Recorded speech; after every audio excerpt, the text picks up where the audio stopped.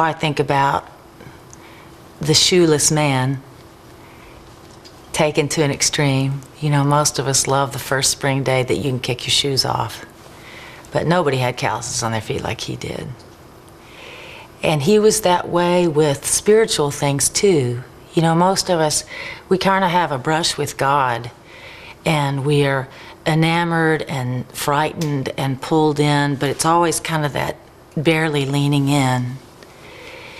And Rich just had a way of running headlong into the unknown that was frightening to most of us. But in his own unique way, it seemed he always was able to find the edge and look into the abyss and come back and write a song about it and tell us what he'd seen. Birds have nests, foxes have dens, the hope of the whole world rests on the shoulders of a homeless man. You had the shoulders of a homeless man. You did not have a home. He's a paradox on every angle of life that you can think about. He was an incredible Bible teacher, one of the best. I think if we were given the scriptures, it was not so that we could prove that we were right about everything. If we were given the scriptures, it was to humble us into realizing that God is right and the rest of us are just guessing. I think he is the best ever in blending God's word, human nature, and creation in his writings. I see his real gift was being a poet. And you know, poets are very, very important people in our culture.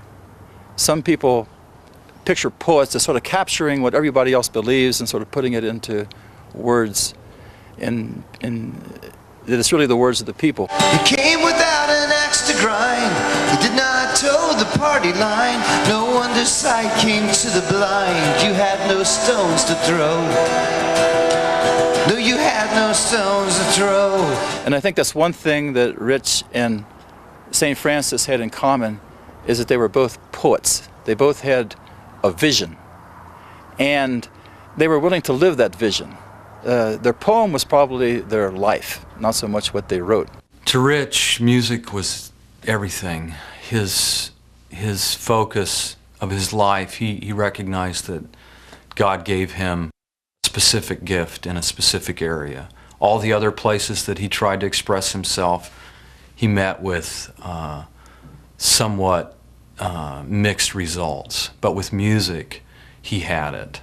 As Rich would often do for friends, he had written a new song, and he would come out and play the song and then ask what you think. And this particular song was about the outdoors and was about life in Kansas. And he sang it for me, and he said, "What do you think?" And in my typical nature, instead of being overwhelmed, and which I really was, but I concentrated on what he asked me to do. And I said, "Well, Rich, you know, that's a really nice song, calling out your name, but we don't have grouse in Kansas." And he said, "Oh, what do you have?" And I said, "Well, we have ducks and geese and pheasant and quail." And he paused for a minute and he said, "Pheasant." And he started back and he went through the song again, and this time he sang "The Fury of a Pheasant's Wing." And that's the way the song was produced. And so I always smile, and I don't know that it's actually my favorite song, but I do feel like that's my song because the accountant changed one word. He would normally call in his songs over the phone, and that's the way we would begin to put together records, which was, it was incredibly exciting to hear him get excited about one of his songs. He had these jam sessions out at his house where he would invite pretty much anybody that was interested in coming, and he had about 30 stringed instruments, and he liked to sit around and tell stories and play. And I noticed too, what was intriguing about him was that he was really an avid listener too, which is unusual in this town where everybody wants to be heard. At the end of a project, when we worked for months and months on it, he would come into my office, and the last thing we'd have to do was get the lyrics ready for the package. And we always had a little game that we'd play. He'd come in my office and he'd bring in his Diet Cokes, and he would recite the lyrics while I typed them into the computer. And I always got on his case about, you know, why don't you just put these on a disc and give them to me so that we can save this step? And he said, well, I never write a lyric down. I think if you have to write a lyric down, it's not worth singing on the record.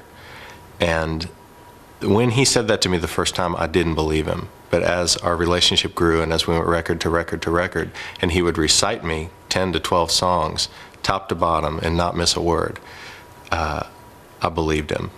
So we get up there, and he kind of takes me aside, and he said, man, let me play you these new songs I got. I mean, I got tears in my eyes. I feel like an idiot, you know. He's playing me these songs, and he said, I guess I'll make a tape of it. You know, I got to go and play these songs for the record company because we really can't, you know, the usual song and dance, dog and pony show. You got to go into the label and play them your songs before you start. But my blaster's broken, so let's take a break, and I'm going to go to Kmart, and I'm going to buy a tape recorder. And I go, don't make a tape, you know, and they're going to listen to it and say, well, it's too acousticy sounding, you know, because they don't get it, you know.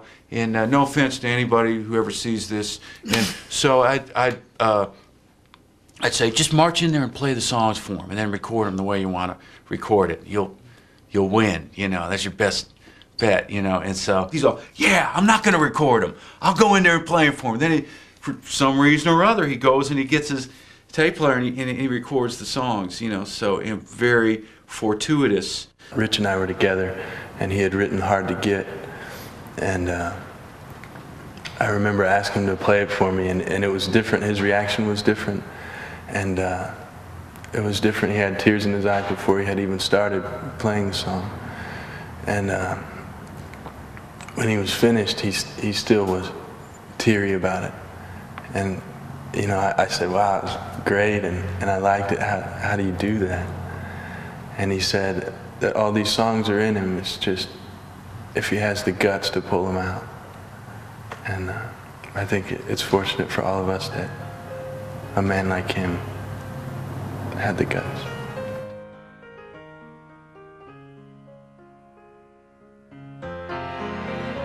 Rich approached us with this idea about 2 years ago, the concept of meditating on the mind of Christ and coming up with a record that it seemed very simple, 10 songs about Jesus.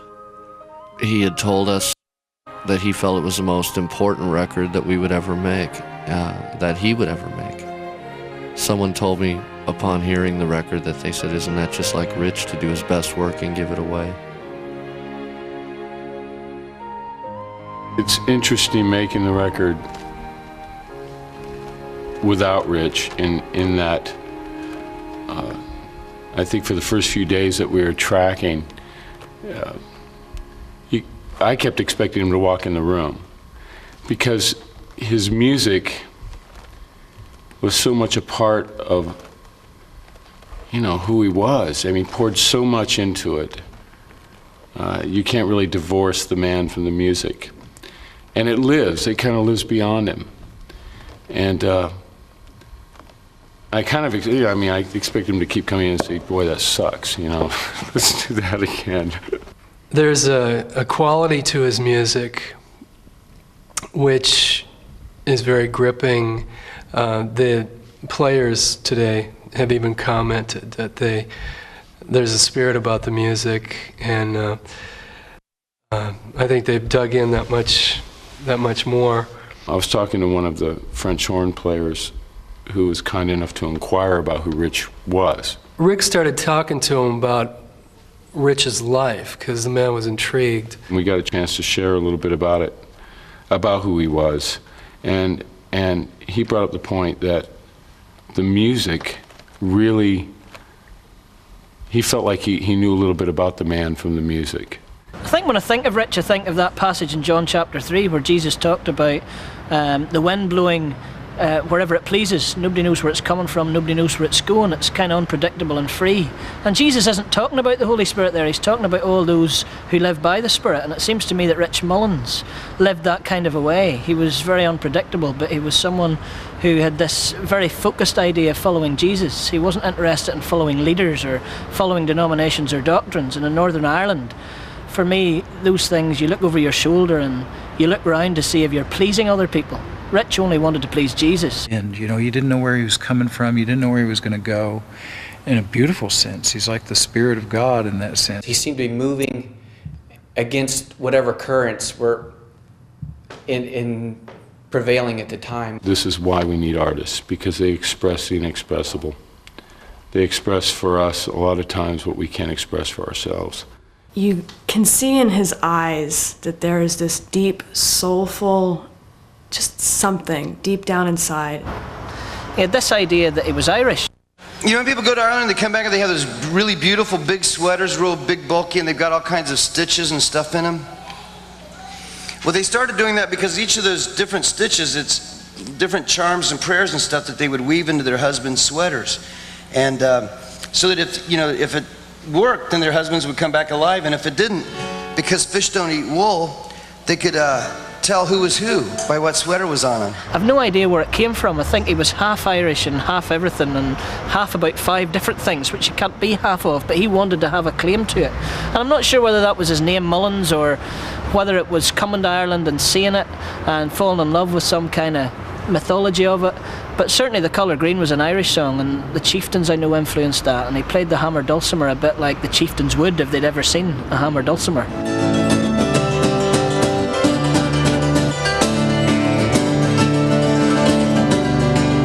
I think what Rich and his music did for me was really, I suppose, take me back into my Bible. It made me want to explore scriptures, explore what other people wrote about faith, just to think that bit wider. He completely shattered me.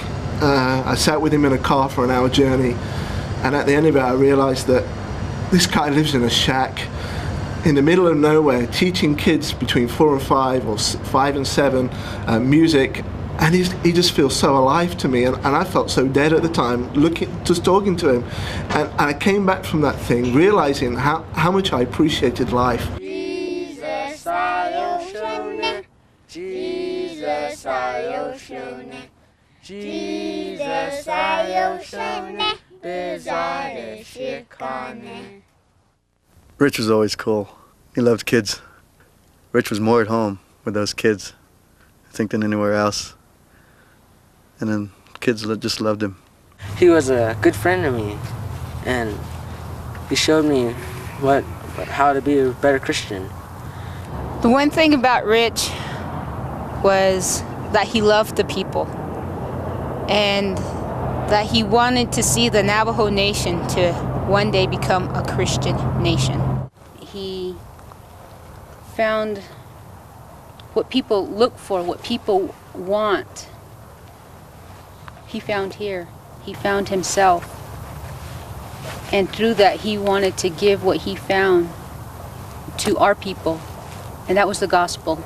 He could have had a mansion with all the stuff that he did, and yet he chose to live in a trailer home in New Mexico. And he could have had nice clothes and costumes and all that, and he wore jeans and a t-shirt. He lived on the level of that which the people of this country live. Well, the Ragamuffins went to Ireland on tour, and when they were staying there, a dog ate Rich's only pair of shoes. And the guy they were staying with gave him these shoes that were like canvas, like cloth shoes. And I said to Rich, look mate, these shoes aren't going to do. You're going to be playing in front of lots of people, and also they'll disintegrate in the mud. I said, you can have a pair of my boots if you want. I've got lots of boots. And I took my boots off to go into the kitchen to make some coffee. And when I came out, Rich was wearing these boots, which I just bought like 2 weeks before. They were like $150 worth of boots. And he just sort of stood in them and said, yeah, these will do fine. One day I asked Rich a question that wouldn't normally be appropriate, but after 8 records, you've gone through all the appropriate topics a long time earlier.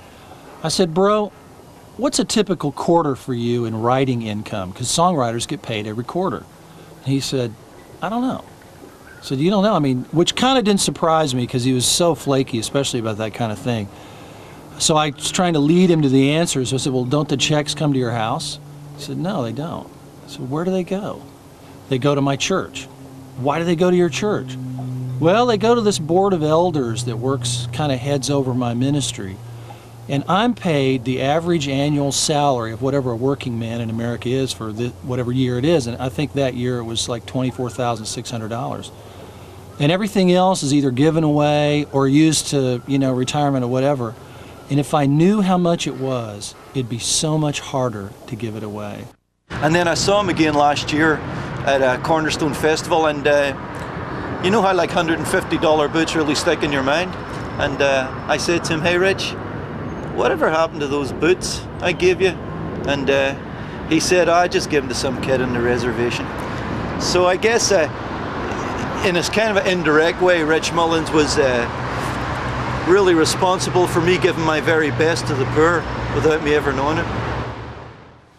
Because God seems, like I said, to have a very special place in his heart for the small and for the weak and for the oppressed and the poor of the world.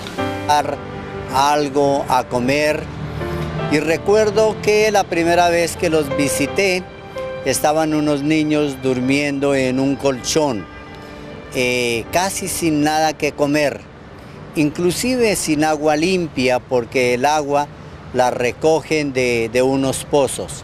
When we went to Bogota, Colombia, I can't even remember, several years ago, we met a pastor there that broke Rich's heart. Está muy bien definido saber que él para nosotros fue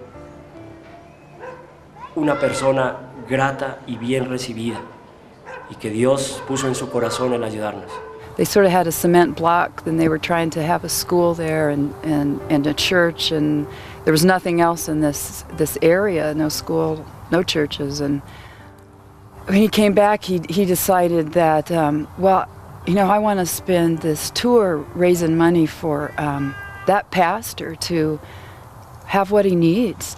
Y fue un momento precioso para nosotros porque él tuvo comunión con un grupo de niños en el cual dejó sembrado en ellos algo inexplicable, algo que en realidad no hay palabras para uno contarlo. Lo quise mucho. Cuando él vino me regaló este medallón, que todavía lo recuerdo y lo conservo. Tengo unas fotos con él. Él me habló sobre su ministerio. Por medio de él conocí a Dios. Él trabaja con indígenas, con gente pobre y necesitada. Para él la palabra de Dios era muy importante. Lo quiero mucho y aunque haya fallecido, siempre estará en mis recuerdos. Y donde quiera que esté, que Dios lo bendiga. Y que dejó esa semilla regada. También ese sembrador está recibiendo frutos maravillosos. También que él fue una persona muy importante para nosotros. Él fue un buen compañero con nosotros. Nos enseñó a respetarnos unos a los otros. Él daba mucho cariño a los niños y nosotros le dimos cariño a él. Hay muchos niños que los recuerdan. Y que siempre lo guardaremos y lo tendremos en nuestro corazón con un bonito recuerdo. Él nos enseñó primeramente que todo amar y a ser amados, nos enseñó a respetar a los demás y a querernos como hermanos. Yo estoy seguro que donde Dios lo tenga va a ser una buena parte para que él esté, porque él fue un hombre que hizo cosas maravillosas en este mundo. Él es un hombre que ama a toda la gente sin importar su raza, y en la forma que piense, él nos demostró que nos quería. Y de verdad que él nos ayudó mucho para el centro estudiantil. When he started reading Bury My Heart at Wounded Knee and those books and a lot, and I've heard from his mom and other people that he'd always had a heart for Native America. And we used to watch TV, and it was mostly cowboys and Indians back then, and he would cry when an Indian got killed, and you see this 4-year-old sitting there crying, with just a tear running down his face. It was something that you just never expected to grow into something else. You expected him to grow out of those kind of things, but he didn't. he held on to them, and they just got bigger as he got bigger. So he decided he's going to move out here and work with Compassion on the USA ministry. And no one had really ever wanted to champion the USA ministries. But that was Rich. He didn't care. He didn't care about what other people thought, as long as what he was doing was glorifying God. Christianity is not about building an absolutely secure little niche in the world where you can live with your perfect little wife and your perfect little children in a beautiful little house where you have no gays or minority groups anywhere near you. Well, Rich is kind of non-conventional would be about the best explanation we could always come up with. And in fact, he was more than non-conventional. He liked to ruffle evangelicals' feathers. Jesus said, whatever you do to the least of these, my brothers, you've done it to me.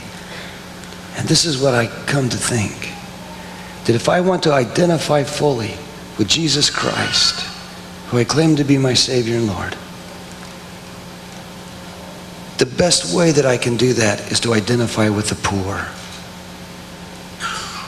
This I know will go against the teachings of all the popular evangelical preachers, but they're just wrong. They're not bad. They're just wrong. One of the things in my life that he took a great interest in was my understanding that everything in life had to be black and white, that every I had to be dotted, every T had to be crossed.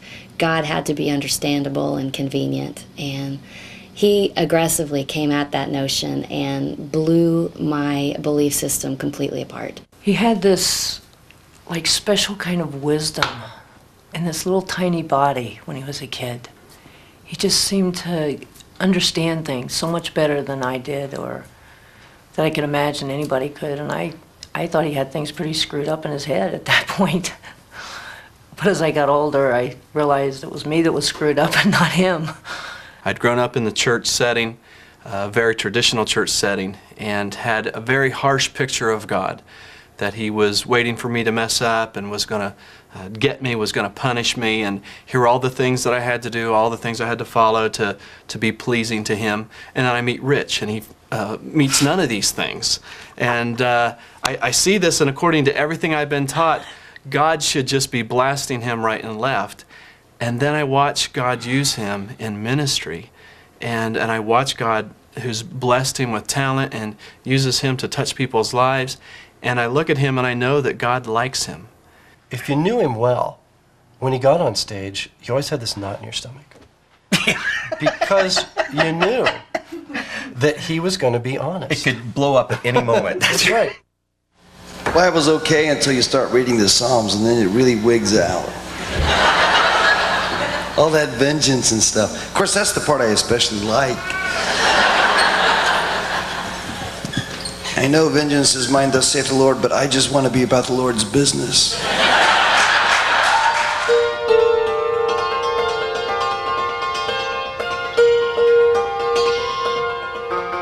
The reason we call him Wayne is we have an uncle that's Richard as well. Of course, we call him Dick, so I don't know why we call Wayne Wayne, but all the family calls him Wayne, and he really hated it if we called him Rich or anything else. Rich was what everyone else knew him as. With the family, it was Wayne. He was so many different people in one package. To his family, it was always Wayne.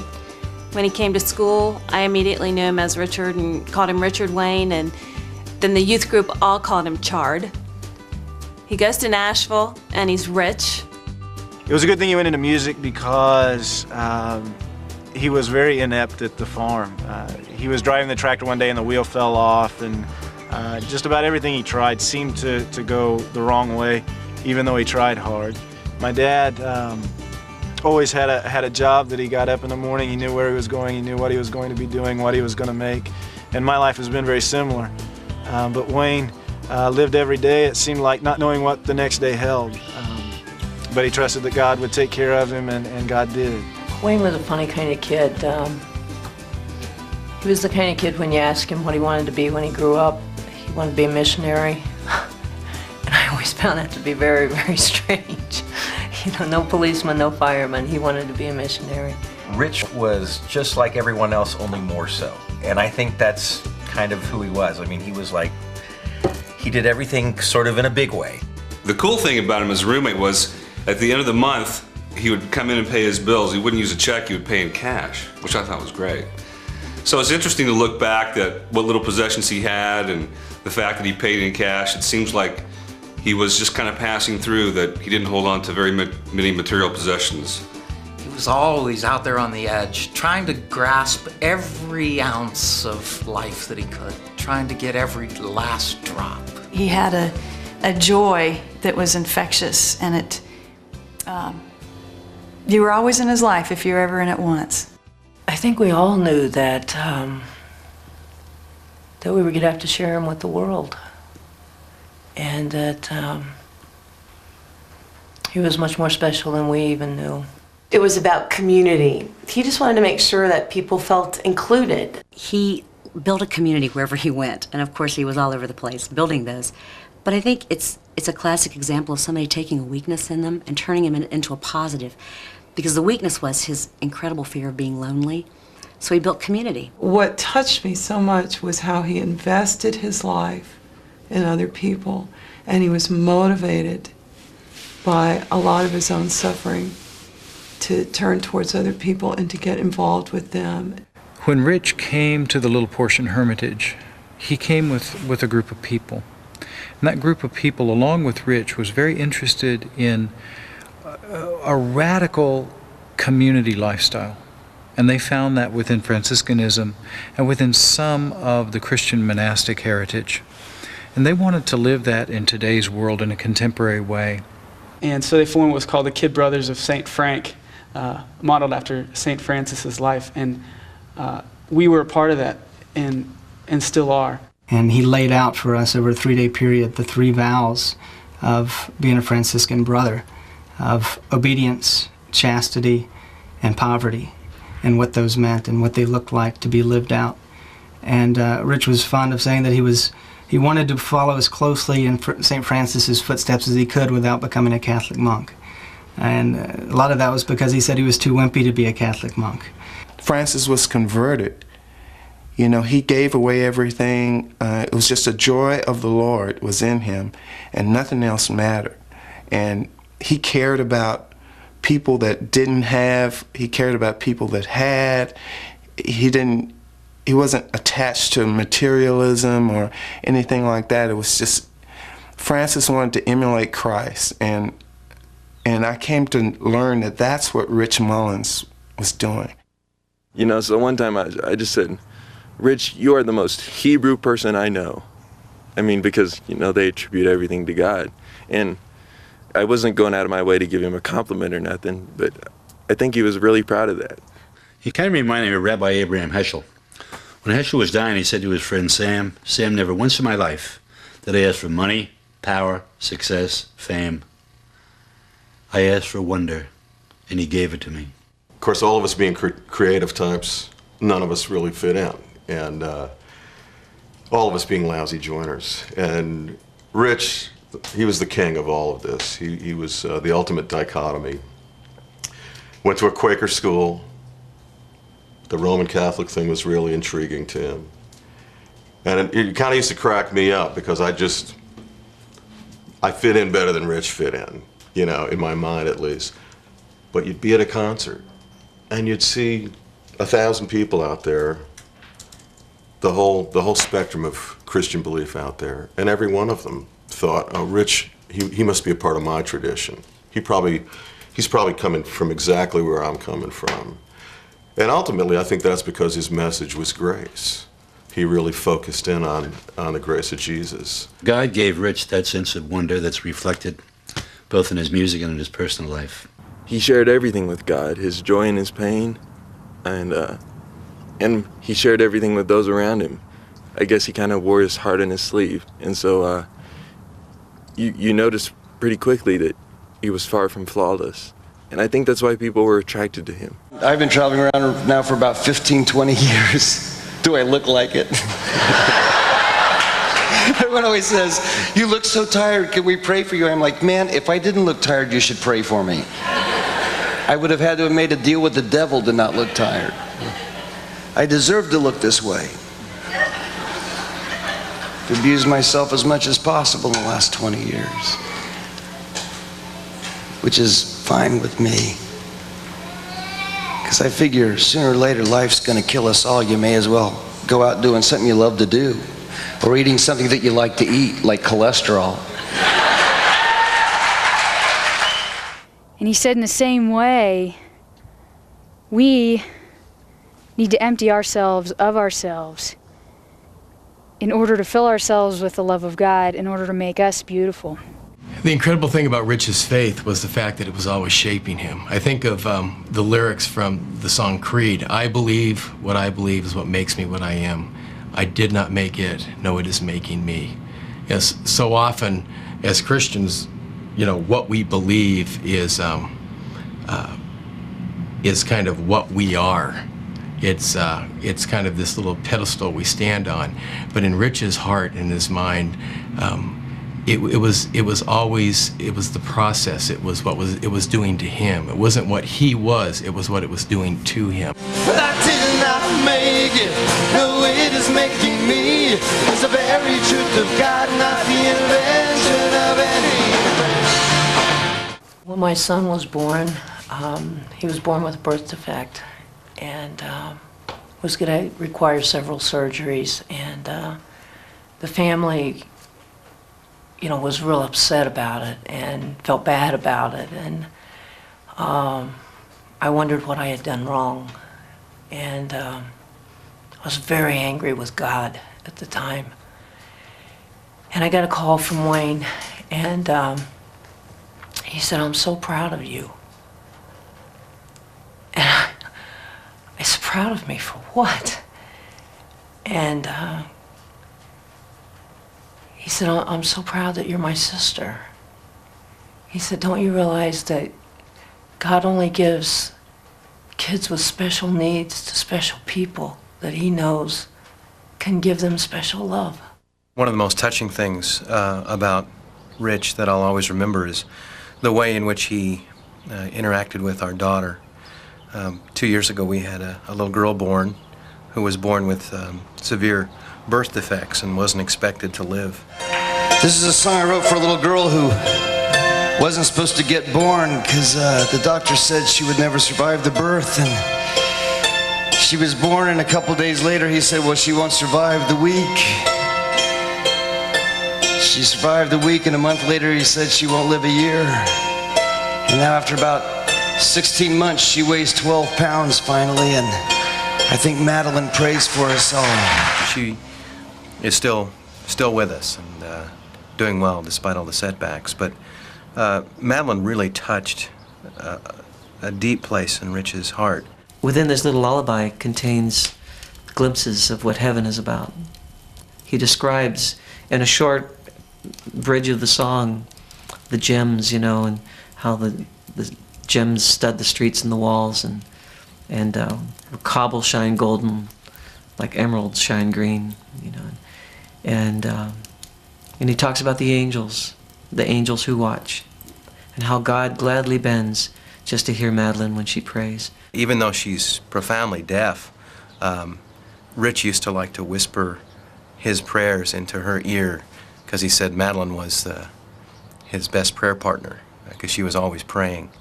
And he seemed to teach her something about faith. She has a kind of serenity in her eyes. Madeline fusses and Madeline laughs. The angel who watches says, hey, look at that. There's your faith. The mountains will shake, and because God gladly bends just to hear Madeline when she prays. There's your faith. Mountains will shake. 'Cause God gladly bends just to hear Madeline when she prays.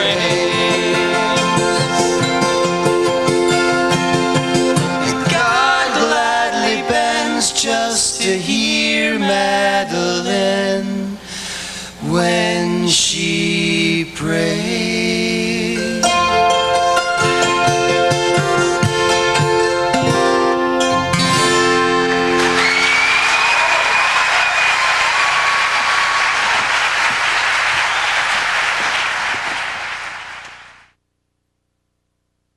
So the unfortunate tragedy happens, and he dies.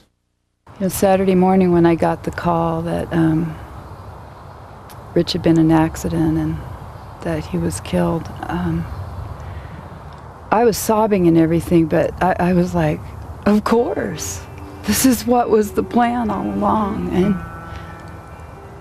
I've seen it as Rich has been like the seed that falls to the ground so that a lot more seeds can be produced. And he's planted a lot of us to grow and carry on a bigger purpose than Rich Mullins. And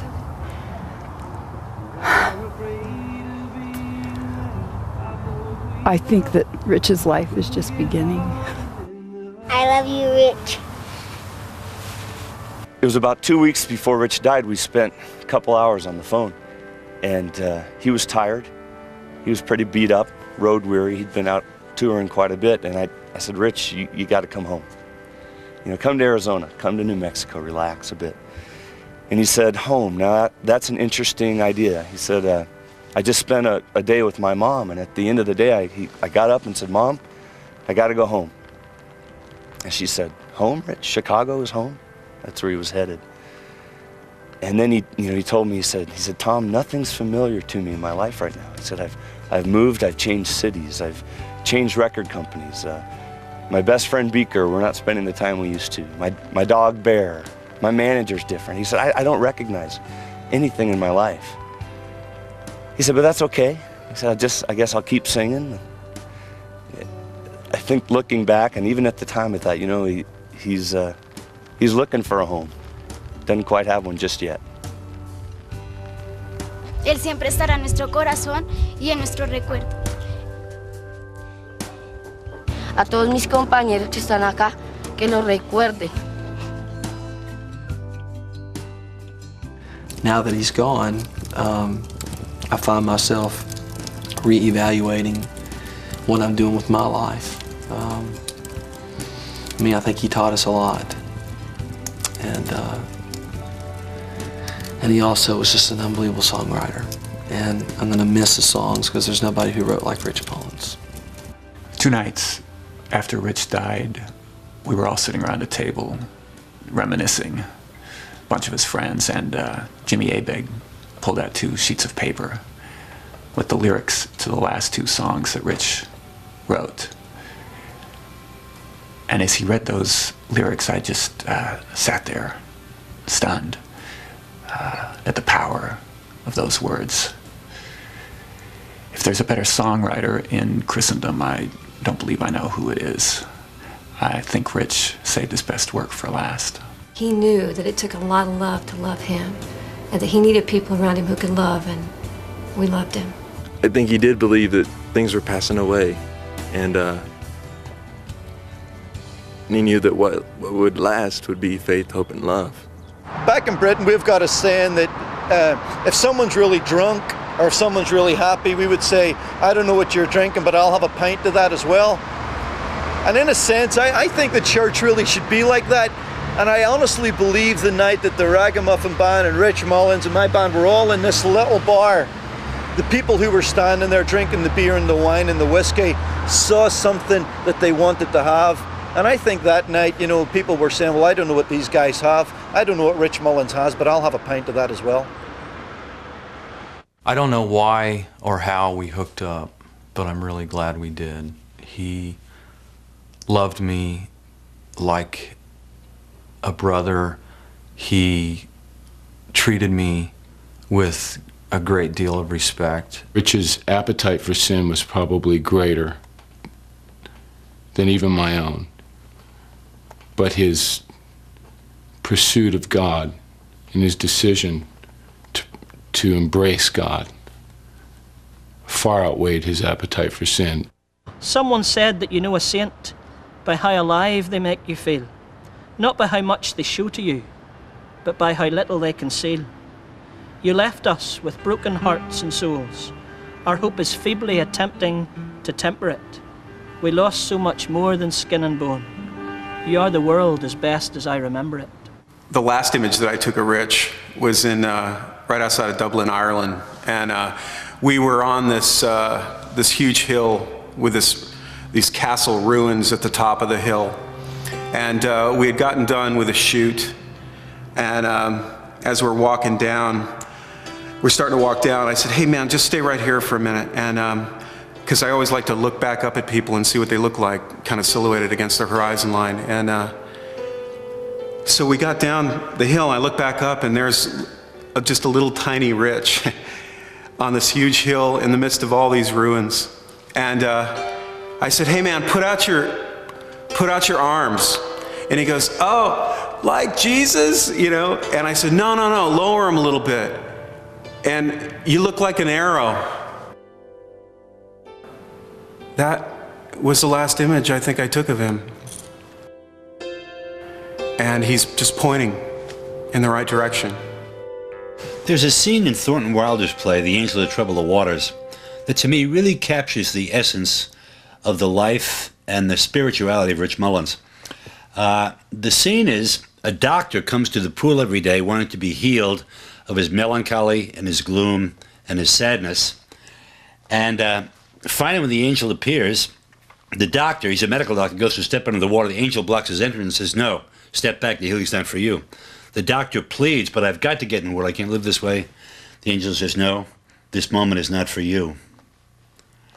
And he says, but how can I live this way?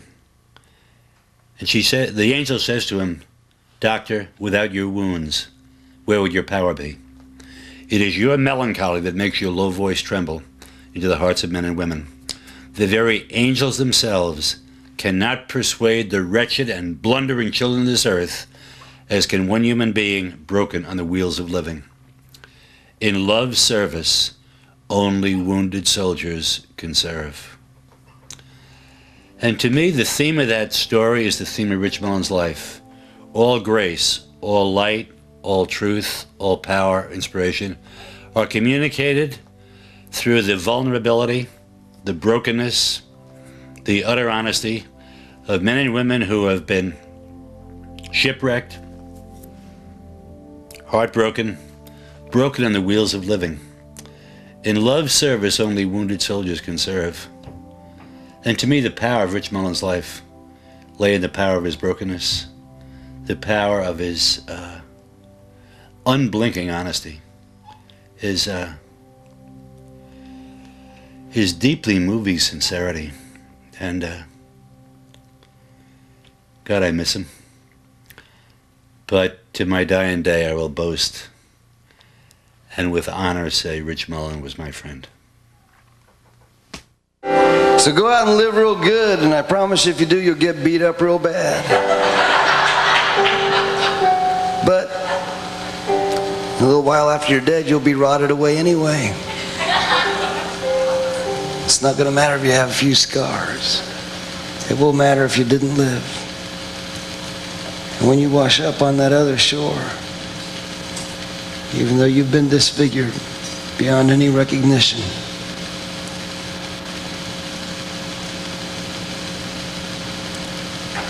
the angel's going to see you there and they'll go, what is this? We're not even sure if it's human. But Jesus will say, no, that's human. I know that one. And they'll say, Jesus, how do you know that one? And he'll say, well, you see that sweater he's got on?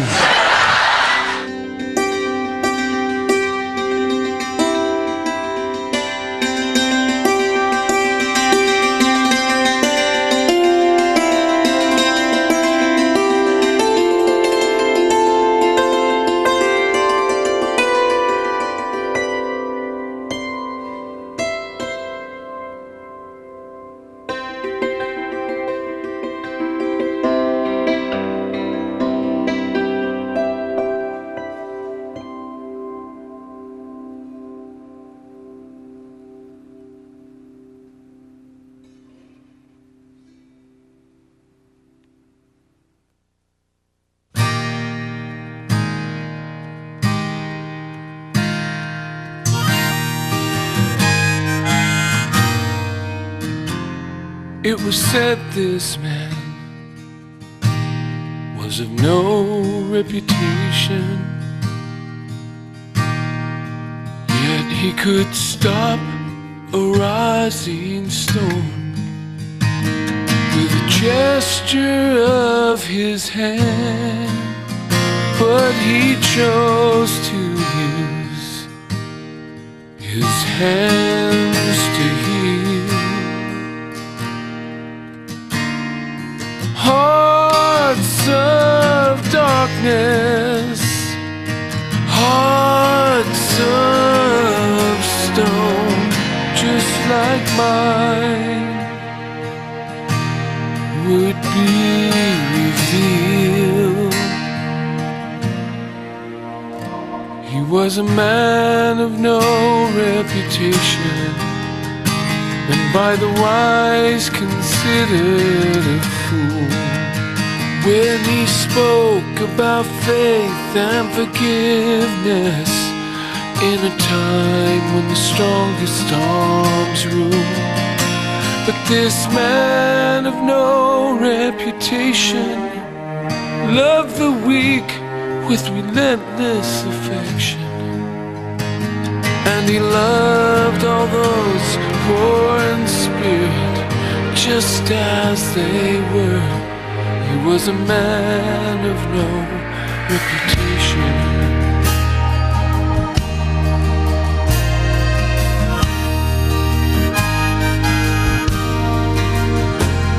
It was said this man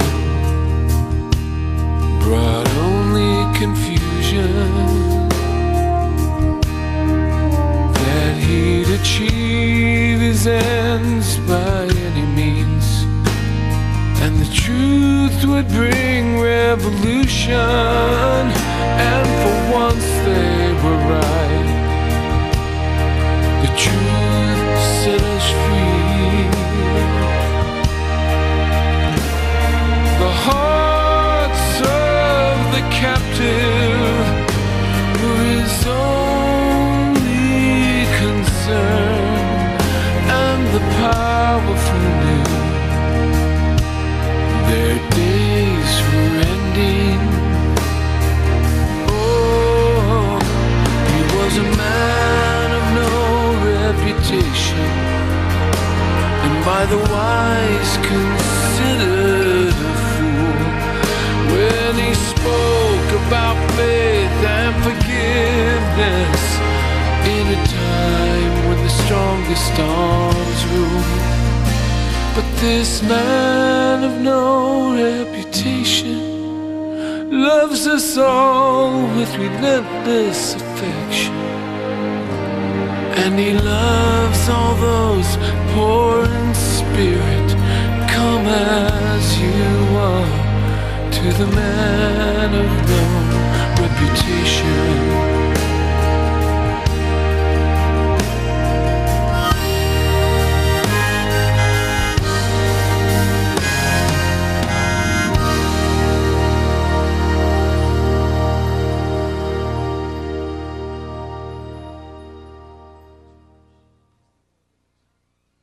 I've been a compassion representative for about 10 years now, and it's one of the greatest joys of being a Christian musician. I love the name compassion. Passion comes from a word that means to suffer. And come, of course, means with. So compassion means to suffer with. And when you see the love of God becoming visible to people who have lived in a darkness that is different than the darkness that we live in, it really excites you. And it really kind of rekindles your own flame and your own passion for Christ. And for too long, the church has bought into the idea that the government can take care of the poor. And this is a tragic flaw in our thinking. The government can give the poor money, but that doesn't take care of them. The church is the organism that Jesus put in this world to take care of the poor. You folks, you are the light of the world.